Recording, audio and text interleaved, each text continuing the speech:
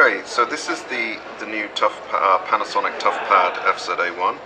It's our first Android and ARM-powered ruggedized tablet from Panasonic. We have a new brand that we're launching, which is ToughPad, and that what I'd like to do is just give you a quick demonstration of it. So this device has, it's fully ruggedized. You can drop it from 1.2 meters. It is IP65. You'll see that the ports have got seals, so it is water and dust resistant. It has a special anti-reflective coat on the screen so that you can use it outdoors and it won't be reflecting into your eyes. Unlike, it's been totally designed for work and not the consumer, so again you'll see it's got a replaceable battery so that you can replace this mid-life and extend the life of your ToughPad. It goes 10 hours on this battery. That it has a special Wacom digitizer, so it has active pen, which means that it will capture not just the position of the pen but also the acceleration and the pressure, which means you can capture legal signature. So it's very much been designed for work. Now what I'm going to show you today is we've done some very clever things in this device to make it to bring Android to the enterprise. So that on this device we've selected a Marvell processor which has a dedicated security core, and the security core is handling things like VPN, it handles the file encryption, but it also protects a part of the flash memory which has your most important applications, such as the operating system kernel or the some of the Panasonic applications and drivers. Now there's also a security protected area of the memory for enterprise applications that can be installed by the customer. So what I'm going to show you here is that we have, this is a consumer version of Android, it's 3.2.1, and you see that we have Gmail, that we have the App Store here. So these are things really that we don't want on our enterprise device. You'll see the application market here. What I'm going to do is we've partnered with Redbend software that provide the management software for the device, and we can make this device highly secure and highly manageable. And I'm going to show you how we can convert this version of Android. We're going to go and do a software update, and that this device is using Vodafone Spain. It's a 3G, it's just got a normal 3G connection. And we're going to go and check over the air using the Redbend client if there is a newer version of the image. Now the management server is in this is in Israel, so it's going over the air to check. And what you can see, it's so fast. It's happened in the background. It is actually upgraded the software very quickly.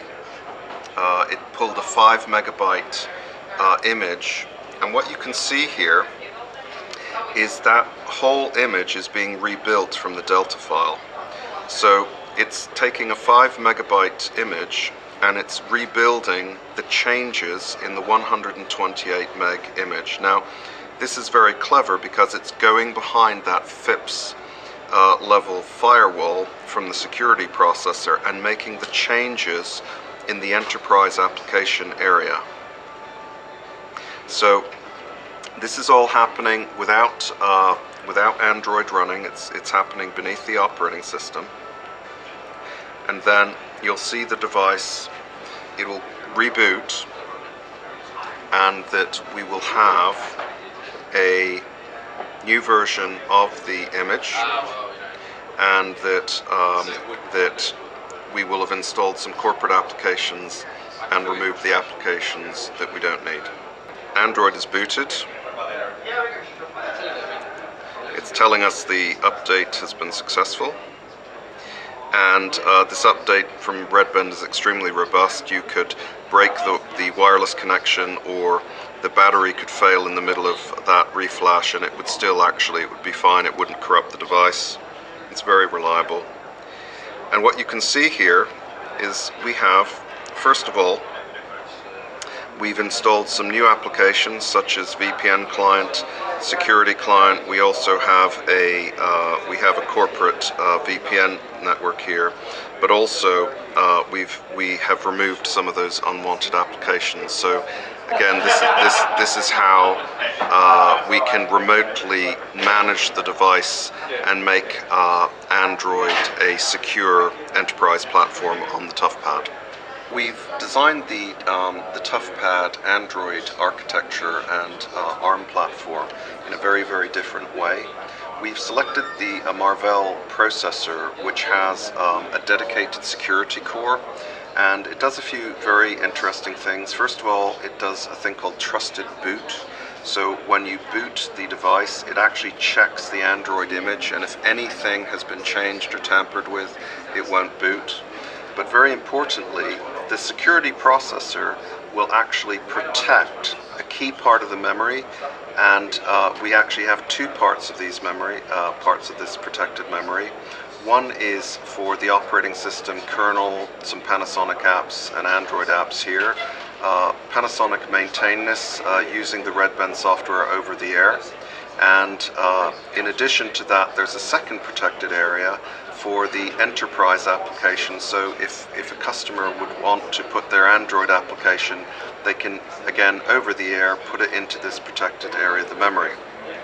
Now, this nothing can read or write to this without the security processor, and if you don't have the key, it's impossible to access. So this is protected at the hardware layer, and as I say, this is FIPS compliant.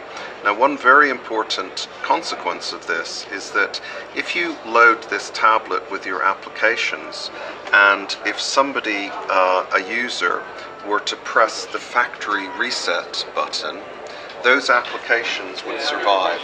So this is actually a very important feature of this device, that consumer tablets, if you do a factory reset, all of the applications and settings go. With Panasonic ToughPad, with our architecture, they stay, and it makes it very robust and very field capable with a better total cost of ownership. The ToughPad FZA1, the dual-core version of this will be available in midsummer 2012. The Wi-Fi version will be €850 plus tax. The 3G version will be €999 plus tax. Just to go through specifications, it will have a dual core Marvell 1.2 gigahertz ARM processor, as I say, with a dedicated security core.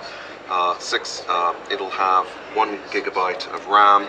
You have a daylight viewable screen, 10-hour battery. It's under 1 kilo. It's 970 grams. Drop it from 1.2 meters, no problem. It's water and dust proof to IP65. Very importantly, you can operate this minus 10 degrees centigrade to 50 degrees centigrade, so it is designed to operate outdoors, and that it is FIPS compliant. It has 802.11n wireless and 3G with satellite GPS. Available midsummer 2012.